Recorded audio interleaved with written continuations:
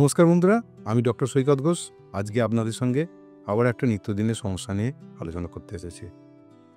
আমাদের মধ্যে অনেকেই যারা দীর্ঘক্ষণ বাইকে চেপে যাতায়াত করতে হয় বা পিঠে ভারী ব্যাগ নিয়ে যাতায়াত করতে হয় তাদের ক্ষেত্রে, এবং কিছু কিছু ক্ষেত্রে অনেক গৃহস্থ মহিলার ক্ষেত্রেও দেখা যায় যে একটা সময়ের পরে বুকে পিঠে আড়ষ্ট একটা ব্যথা ভাব অনুভব করছেন।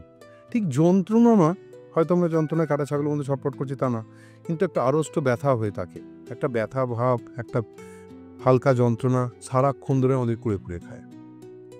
তাহলে এটা থেকে আমরা কীভাবে মুক্তি পেতে পারি জেনে নিই। আমাদের ক্ষেত্রে যখন আমরা দীর্ঘক্ষণ পিঠেতে বা কাঁধেতে আমরা দীর্ঘ ভারী কোনো ওজন ব্যবহার করি, তখন আমাদের বুক বা পিঠের যে মাসেলসগুলো আছে তারা ক্লান্ত হয়ে পড়ে, ফেটিগড হয়ে যায়। এবং এই অবস্থায় যদি আমরা বাইক বা যে কোনো ধরনের পরিবহন ব্যবস্থায় যাতায়াত করি, সেক্ষেত্রে তার যে ঝাঁকুনি সেটা কিন্তু আমাদের এই মাসেলসের ফেটিগনেস বা তার উপরে যে চাপ পড়ে সেটাকে অনেকাংশে বাড়িয়ে দেয়। এবং এই বাড়িয়ে দেওয়ার ফলে আমাদের বুকের পিঠের মাসেল একটা আড়ষ্ট ব্যথা ভাব, একটা দম নিতে গেলে একটা চাপ লাগছে, মনে হচ্ছে বুক ভরে শ্বাস নিতে পারছি না, এই ধরনের সমস্যার সম্মুখীন হই। তো তাহলে কি করা যায়?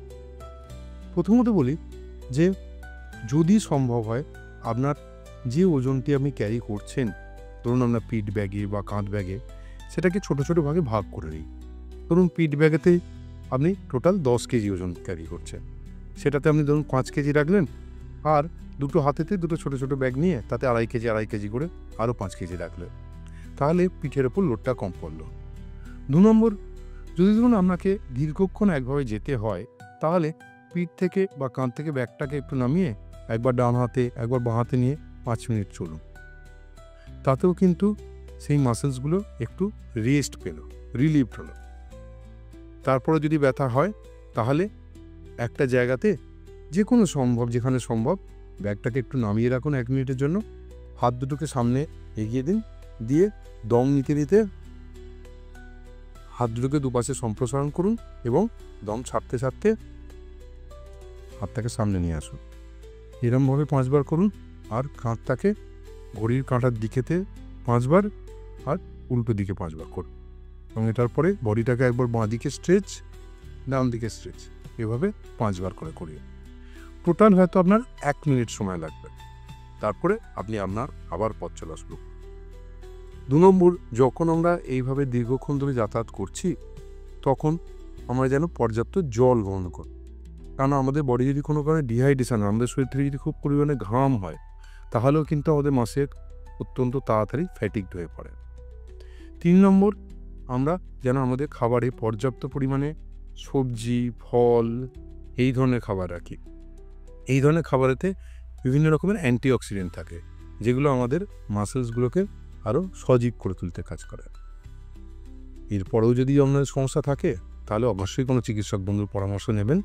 সেক্ষেত্রে চিকিৎসক বন্ধু আপনার বুকের বা মাসেলের, পিঠের মাসেল যেগুলো যতটা ফ্যাটিগড হয়েছেন সেটাকে পরিমাপ করে নিয়ে সেই অনুযায়ী কিছু দিনের হয়তো আপনাকে ওষুধ দিতে পারেন। তবে চিকিৎসক বন্ধুর কাছে যাওয়ার আগেও আর একটা জিনিস আপনি লাস্ট ট্রাই করতে পারেন, সেটা হচ্ছে যে কোনো ভিটামিন ই জাতীয় ক্যাপসুল, এগুলো ওভার দ্য কাউন্টারই পাওয়া যায়, আপনি 10 থেকে 15 দিন খেয়ে দেখতে পারেন।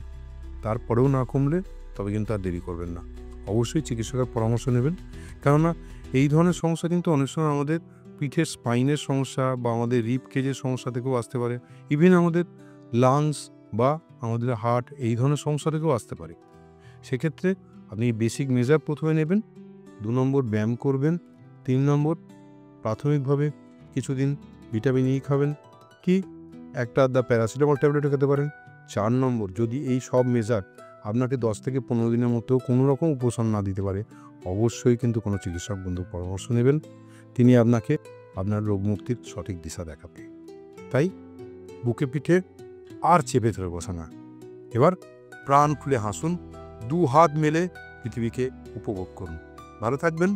আর এই ছোট্ট ভিডিওটা যদি আপনাদের ভালো লেগে থাকে তাহলে অবশ্যই আস্থা পেন অ্যান্ড লিফটিংকে চ্যানেলটা সাবস্ক্রাইব করতে ভুলবেন না। আর একটা বেল আইকনটা টুক করে একটা হাত দিয়ে রাখুন, যাতে নিত্য নতুন ভিডিওতে আপনি নোটিফিকেশানটা পেতে পারেন। নমস্কার।